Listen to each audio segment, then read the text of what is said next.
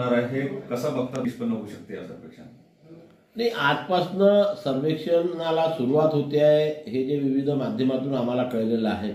पण माझ्या माहितीप्रमाणे आजपासनं प्रक्रियेला सुरुवात होते आहे आणि या प्रक्रियेचा पहिला टप्पा प्रशिक्षणाचा आहे.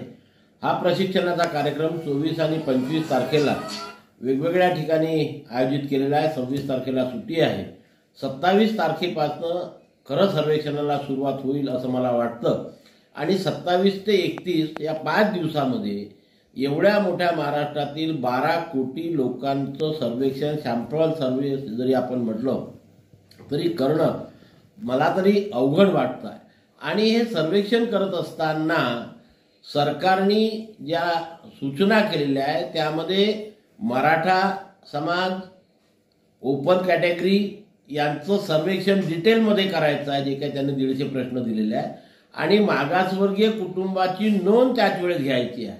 म्हणजेच सर्वेक्षणाकरता ज्या काही कर्मचाऱ्यांची नियुक्ती केली त्या कर्मचाऱ्यांना सर्वांच्याच घरी जायचं.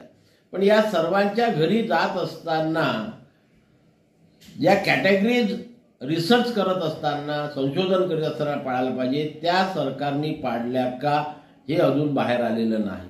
नाहीतर फक्त बिलो पॉवर्टी लाईनच्या लोकांचं सर्वेक्षण होईल आणि त्याच्या आधारे निष्कर्ष निघेल तो त्याविषयी हे होत आहे.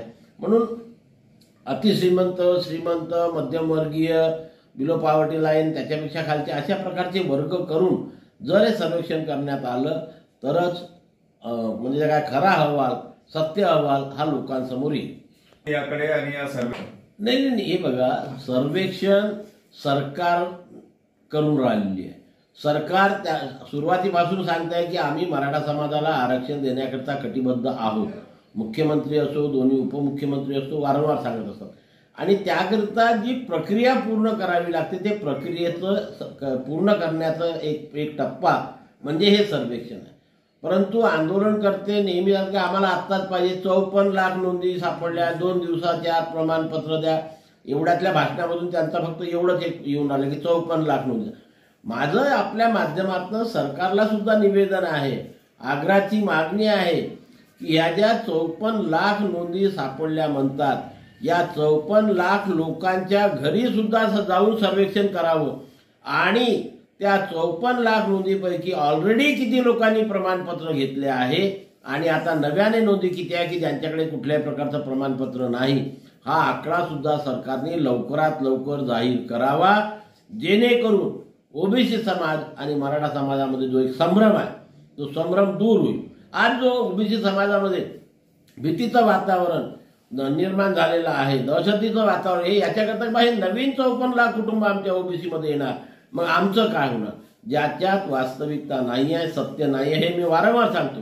या 54 लाख नोंदीपैकी 99.5% नोंदी ज्या लोकांजवळ, कुटुंबाजवळ ऑलरेडी प्रमाणपत्र आहे, 0.5% ज्या नवीन नोंदी असेल त्यांना प्रमाणपत्र देण्याचं काम सरकार, आणि ज्यांच्या नोंदी सापडल्या त्याला आमचा विरोध नाही आहे, सरसकट शब्दाला आमचा विरोध आहे.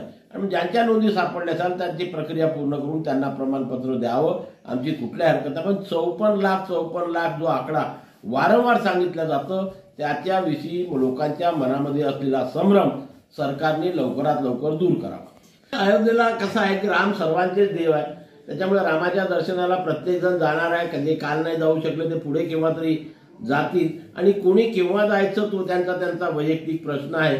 म्हणून त्यांच्या याच्यावरती मी काही विधान करणार नाही.